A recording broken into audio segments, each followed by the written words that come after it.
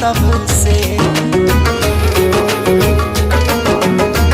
अखियाँ लड़ाल जब से कुछ कुछ होला तब से।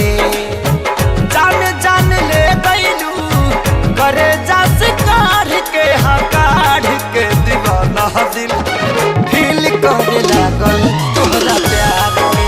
दीवाना दिल फील करे लागल तोहरा प्यार के।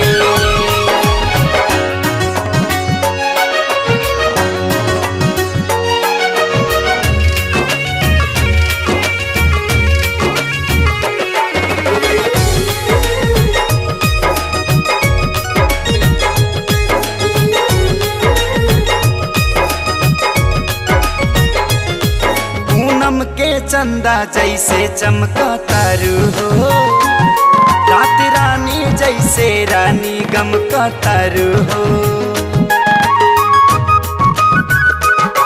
पूनम के चंदा जैसे चमका तारू हो, रात रानी जैसे रानी गम का तारू हो।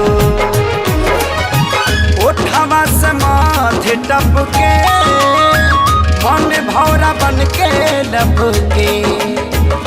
चुमला चाहता है रूप रसदार के, रसदार के। दीवाना दिल फील करे लागल तोहरा प्यार के। दीवाना दिल फील करे लागल तोहरा प्यार के।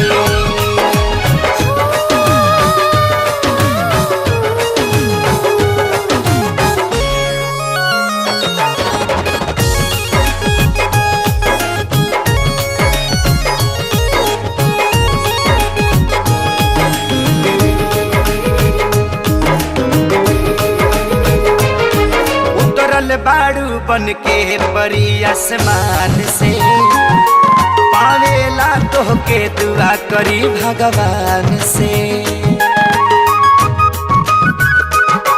उतरल बाड़ू बन के परी आसमान से, पावेला तोहके दुआ करी भगवान से। जिंदगी तहिए धान होई हो, चाहिया मिलान होई हो।